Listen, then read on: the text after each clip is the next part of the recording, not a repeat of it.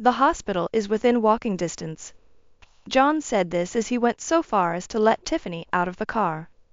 Surprised by the sudden event, my mother-in-law calmly took the passenger seat while John took the driver's seat. Well, that's how it is. Since I've made up with your father, we three will enjoy a reconciliation trip to Hawaii, she said, and then they just drove off. What a situation.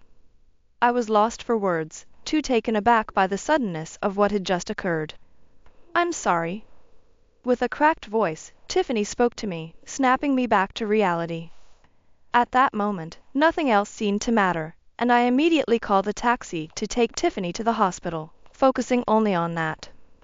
And so, I was burning with a flame of anger, vowing never to forgive them. John and my mother-in-law must have never imagined I would take such bold action at that time. I vowed revenge in my heart against John and my mother-in-law for neglecting their family. My name is Angela Clarkson. I am currently 42 years old, and I work as a nurse. My husband, John, is 3 years my senior at 45 and works as a regular office employee. Our daughter, Tiffany, has just turned 10 and is a quiet child who enjoys reading alone at home or during school breaks. In my 20s, due to my job, I had almost no social interactions with the opposite gender, and I never even attended mixers because I was focused on advancing my career. Then, just after I turned 30, a friend who was too nervous to go to a matchmaking party alone insisted I accompany her, despite my lack of interest. That's where I met John. He laughed and said he had been so focused on his work that he had missed the chance to marry. I felt a strange sense of familiarity with him, and before I knew it, we had exchanged contact information. Talking to him, I found John to be a very kind person, with a stable job and income. He was understanding of my irregular nursing shifts, which inevitably drew me to him. John felt the same way. I want to know more about you, Angela. I was very happy to hear him say that. Thus, we were attracted to each other and started dating with marriage in mind, and I got married at the age of 31. We conceived Tiffany almost immediately after marriage and I gave birth to her at 32. Since we both agreed that one child was enough, we did not try for more children after that. And so, 10 years have passed to the present day. A vile threat was looming over me. One day, John said this. My mom will be coming to stay with us from tomorrow. So, please take care of the rest. Shocked by the sudden announcement of cohabitation, I could not hide my agitation and asked in a bewildered voice. What do you mean? It's troubling to suddenly hear that your mother is coming to stay. According to John, it seemed that his parents had a fierce argument, and during the argument, his mother declared, I'm leaving, and began packing her bags. Naturally, the only place for a woman in her 60s to go was to her only son, John. And so, he suddenly announced that his mother would be coming to stay with us from the next day. Honestly, I was against the idea of living with even my own parents, let alone in-laws, and protested strongly. It's one thing if she needed care, but coming to our house almost like running away from home after arguing with your father? Are you ignoring our situation? Please rethink this. John seemed to take my objection badly and retorted with a displeased face. Do you hate living with my mom that much? I never thought you were so cold. I couldn't admit, obviously, that I did hate to. John's face was too frightening, and I shrank back, swallowing the words that had reached the tip of my tongue, and instead glared at him. Thinking I wouldn't talk back, John smugly said, don't even bother resisting from the start. Just prepare the room for my mom to use immediately. Firstly, since this house is a rental, we need permission from the landlord or the management company to increase the number of occupants. The lease is in my name because I receive a housing allowance, so naturally, I would have to handle this. Moreover, we live in a 2-room apartment. One room is used by Tiffany, and the other is our bedroom. Sorry, but there's no room available in our current situation. John then said something astonishing with a nonchalant attitude. Then, move Tiffany out and let her study or something in the living room. That way, we can make sure she's doing good on her grade. It's a good solution. She's just a primary school student. She doesn't need her own room. That's a luxury. So, Tiffany will be living in the living room for a while. I felt dizzy at such a horrible suggestion. How can you say such a thing? Are you prioritizing your mother over your own daughter? Huh?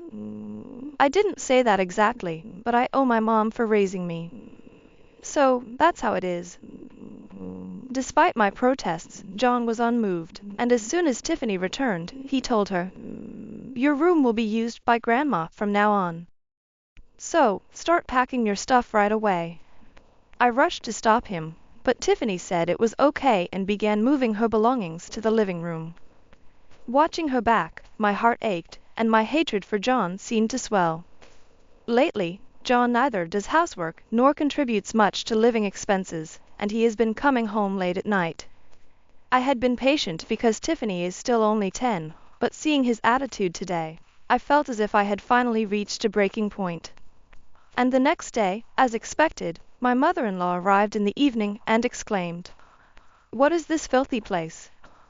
Expecting me to live here, has John lost his mind? This is outrageous." Just as my mother-in-law arrived, our neighbor returned home and gave us a curious look, so I hurriedly entered my house with her. I contacted the management company and was told that as long as the stay is short-term, there is no need for special procedures, just reporting is sufficient. Therefore, I honestly hoped my mother-in-law could return home as soon as possible, preferably within 2 weeks. However, my wish was shattered. First, the large suitcase my mother-in-law brought. Seeing this, I felt disheartened, thinking she planned to stay for at least a month. She walked into the room without any regard for me and looked around as if she was inspecting the place. Then, she opened the fridge and exclaimed, "What is this? The fridge is almost empty. Do you think my John and granddaughter can get enough nutrition from this? Really, Angela, you're no good." I had planned to go shopping today, but because my mother-in-law suddenly said she was coming, I had to clean up right after work and didn't have time to shop. In times like these, ordering takeout should be the solution. Lately, John has been saying that takeout tastes better than my cooking, along with other sarcastic remarks and complaints. I had become defiant. "Mother, shall we order some takeout today?" I asked her with the biggest fake smile I could muster. However, she snapped at me again. "What? I won't allow takeout. A mother and wife who doesn't cook is worthless. Go shopping now, and prepare a main dish, 5 side dishes, soup, and dessert." Saying that, she threw a shopping bag and purse at me and slammed the door shut. Immediately, I heard the TV blasting at high volume and my mother-in-law laughing loudly from inside. I sighed deeply, not knowing how many times I had done so already. An hour later, I returned from shopping and was shocked to see the living room. My daughter Tiffany, who had returned home, was doing her arithmetic textbook in the living room, while my mother-in-law was watching her like a hawk from behind. If Tiffany made a mistake, she would shout, "That's wrong." Or, "Why don't you understand? You're such a bad child. Ah, I wonder who she takes after." I quickly intervened between them. "She just started learning this recently. And, you know, even primary school students have programming classes now. It's not good to judge by old values." I defended Tiffany and admonished my mother-in-law, but she wouldn't listen and said dismissively, "Ha! It would have been better if she took after the intelligent John." Tiffany looked downcast, so I immediately cheered her up. "It's okay, Tiffany. Just go at your own pace." While saying this, I glared at my mother-in-law. However, it had no effect on her, and she started snacking on treats angrily because I talked back. A week after my mother-in-law's arrival, I couldn't take it anymore and voiced my complaints to John. "I'm sorry, but I can't overlook this any longer. Please do something about your mother. It's one thing for her to make snide remarks at me, but it's unfair to Tiffany." John retorted with a dissatisfied look and a harsh tone. "Huh? Why? You're getting help with the housework, so don't act so high and mighty. It's Tiffany's fault for not being able to study, right? She's the biggest victim here, taking after her not-so-smart mother. I was furious and fought back for once. Normally, I would avoid further discussion to avoid the hassle, but I couldn't stand him talking about Tiffany like that. And in front of John, my mother-in-law acted as if she was the nicest person in the world. When I was busily moving around, she would come up to me with a smile and say, "Oh, Angela, you sit down and have some coffee. I'll take care of the rest." She pretended to help with the housework, but in reality, she did nothing, leaving me to do everything later. Despite this reality, was John blind? He believed his mother was helping me, so I confronted him with all the frustration I had been holding back. "So, your priority is not Tiffany but your mother, huh? Are you okay with your mother criticizing your own child and not feeling anything? I couldn't stand it even if it was your own mother." John provoked me with a laugh. "Ah, my mom is always right. Well, unlike me, a university graduate, you're just a nursing school graduate, so it's no wonder Tiffany can't do well in studies or sports." How pitiful. At that moment, I felt something snap inside me. However, I thought it childish to lash out in anger, so I laughed and said, "Okay, I understand." A month later, Tiffany, who usually wakes up early even on holidays, stayed wrapped in her futon and complained of feeling sluggish when I spoke to her. Remembering that there was an epidemic spreading at school, I took her temperature, and it was over 100 degrees. When I hurried to tell John, surprisingly, he was getting ready to leave. Frozen in shock, John nonchalantly said, "Oh, I forgot to tell you, but I'm going to Hawaii with my parents." I hadn't heard such a thing before, but at that moment, it didn't matter. Normally, John commutes by train, so we only have my car. Ignoring John, I tried to take Tiffany to the hospital, which was open even on holidays, but then John and my mother-in-law appeared with their suitcases and uttered an unbelievable statement. "The hospital is within walking distance." John said this and, unbelievably, let Tiffany out of the car. Surprised by the sudden event, my mother-in-law casually took the passenger seat while John took the driver's seat. "Well, that's how it is. Since I've made up with your father, we'll enjoy a family trip to Hawaii for 3, she said, and then they just drove off. Shocked by the sudden turn of events, I was at a loss for what to do until Tiffany said with a hoarse voice, "I'm sorry." At that moment, nothing else mattered to me. I immediately called a taxi to take Tiffany to the hospital, focusing only on that. And so, I was burning with a flame of anger, vowing never to forgive them. John and his mother could never have imagined I would take such bold action. I cursed them in my heart for neglecting their family. 2.5 hours later, my phone was buzzing with persistent calls from John. I didn't want to answer, but ignoring him wouldn't change anything. So, with a heavy sigh, I finally answered the phone.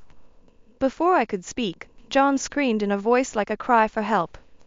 "Please, help me."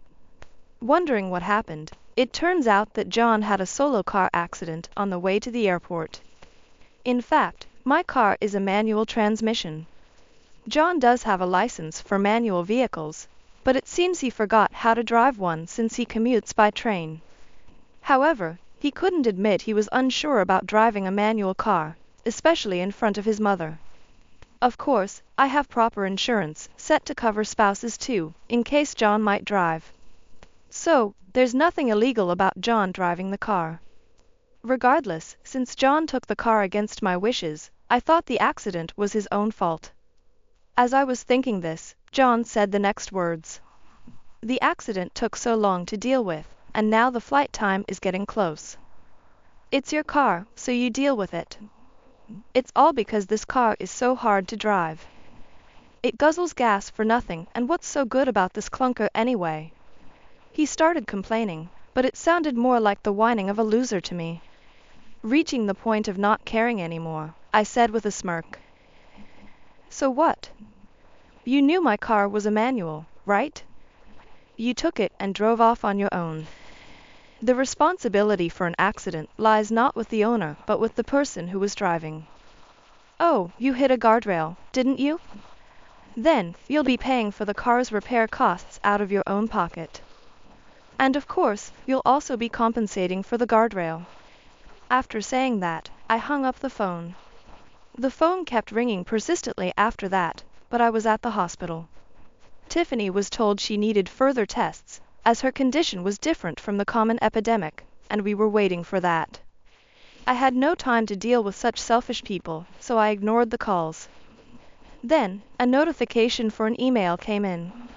Thinking John had switched to messaging since I wasn't answering the phone, I checked my smartphone and frowned upon seeing the sender's name.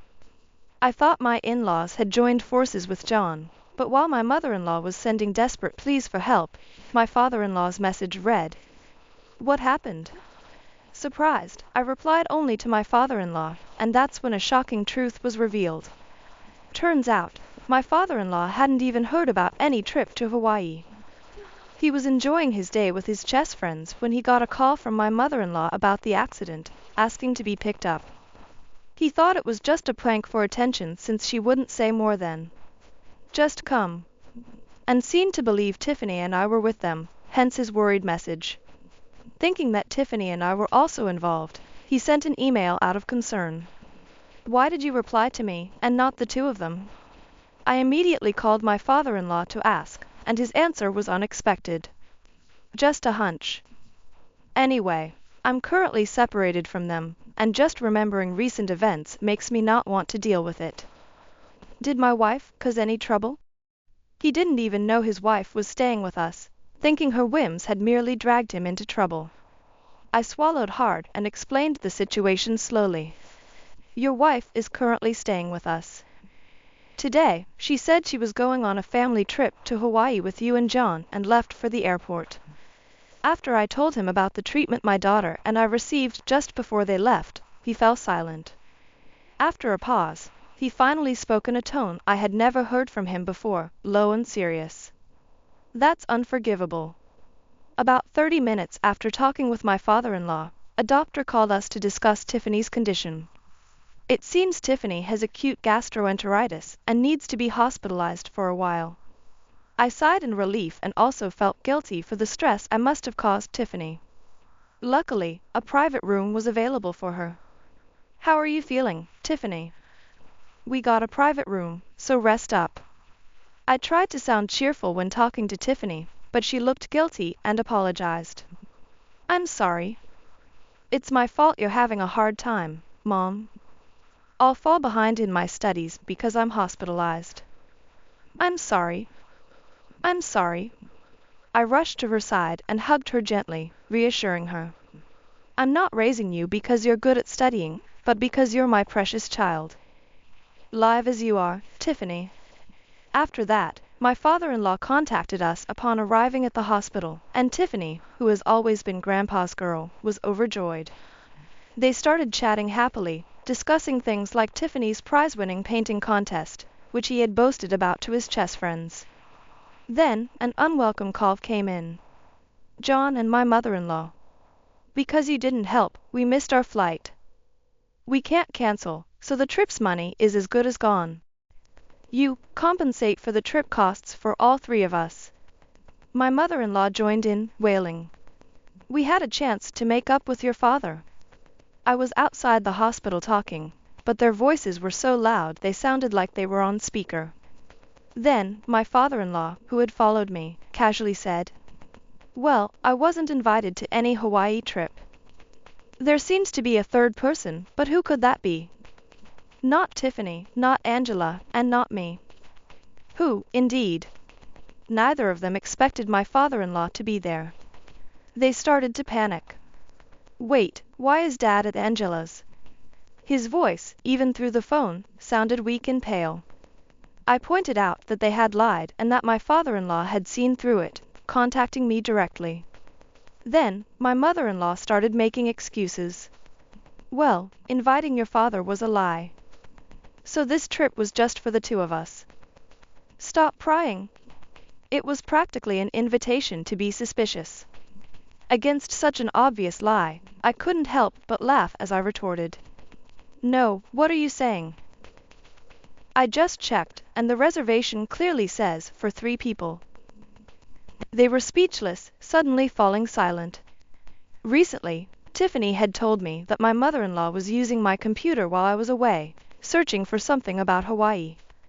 I wasn't sure of the details, but she mentioned Hawaii searches. So, out of desperation, I logged into the travel booking site I'm registered with to look for any clues, and I hit the jackpot. I discovered that my mother-in-law had made a booking for 3 people under my name without my permission. This was confirmed after checking the credit card statement, which had already been charged. In other words, I was the one who suffered financial damage. Yet, John had the audacity to complain about cancellation fees.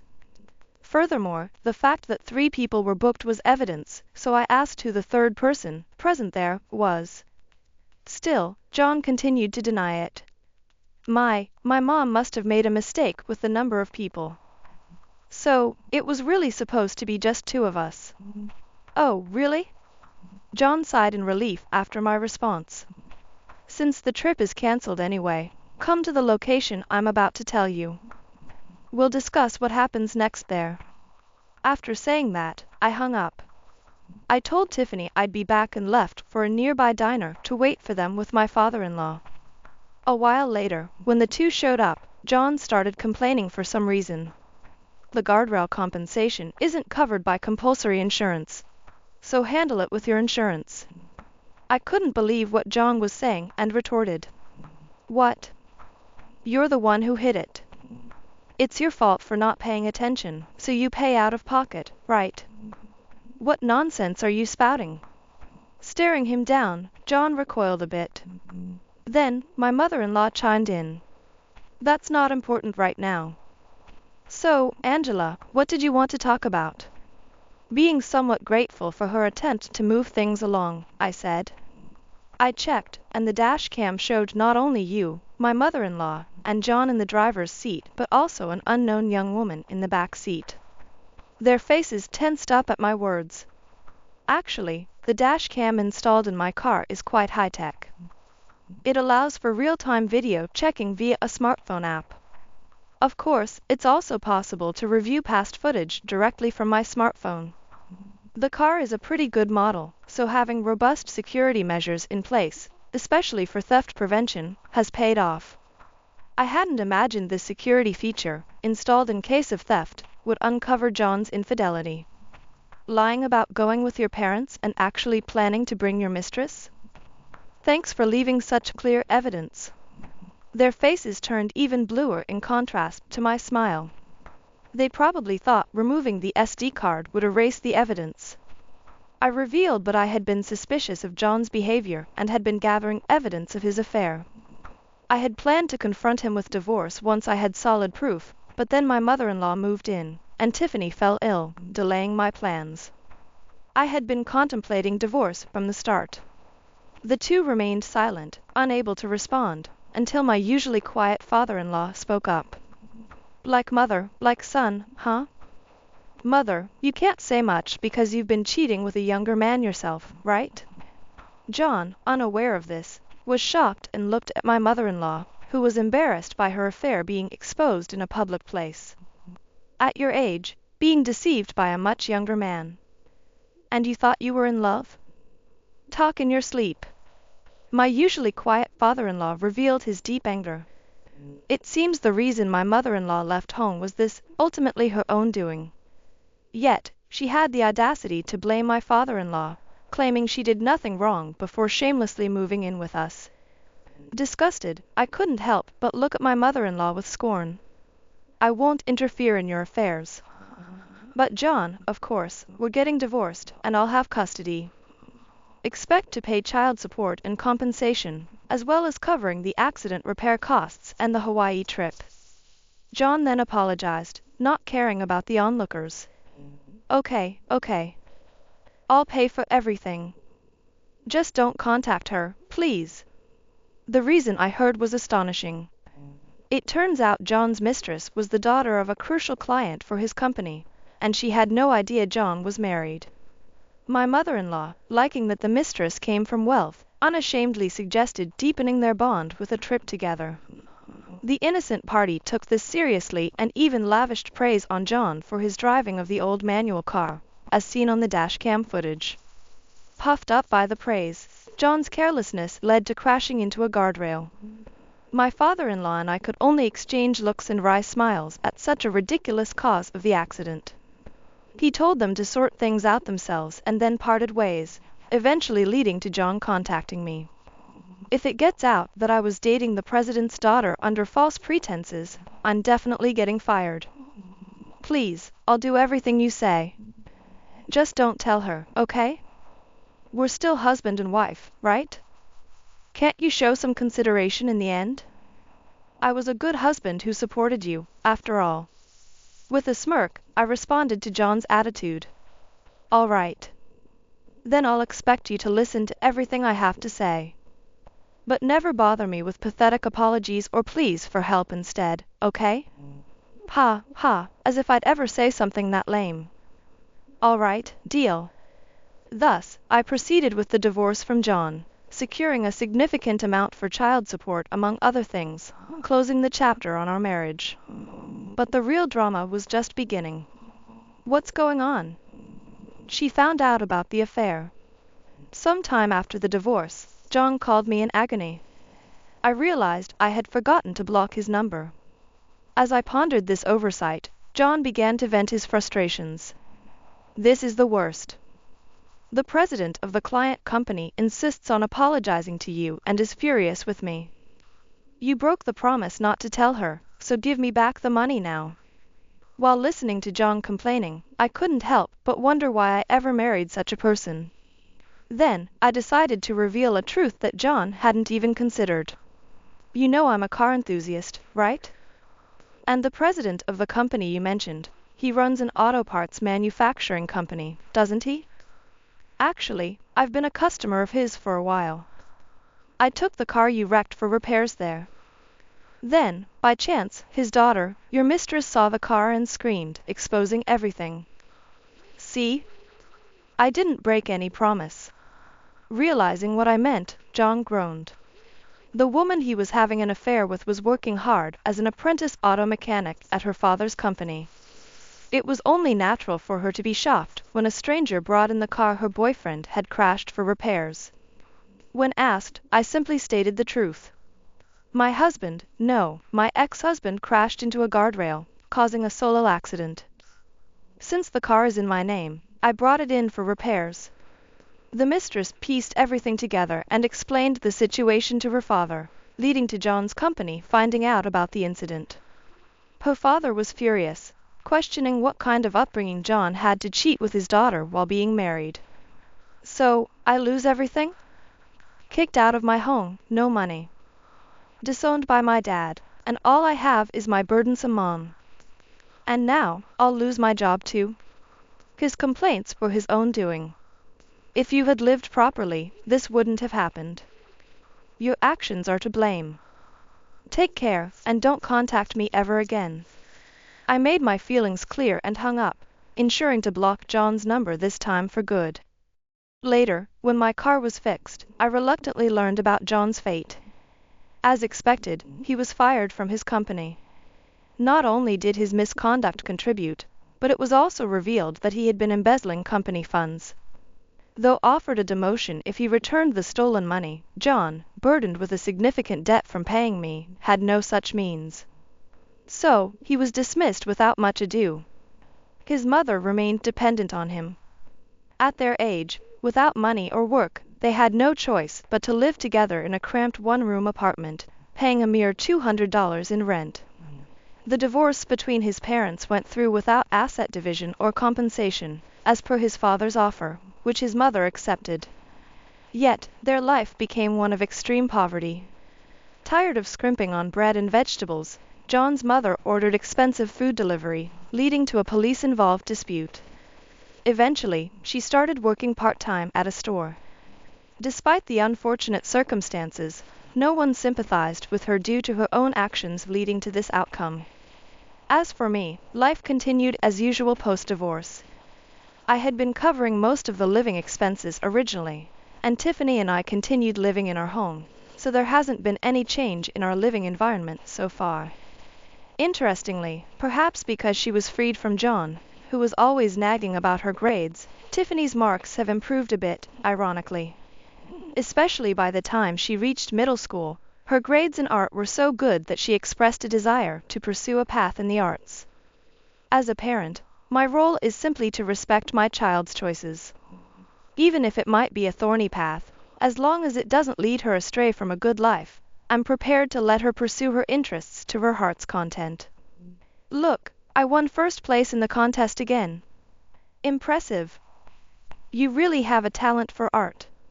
Even after the divorce, my former father-in-law, now living in a facility, keeps in touch through Tiffany. Though technically no longer related, we maintain our bond, grateful for his trust in me over his own son and wife. I hope he continues to live a long and fulfilling life,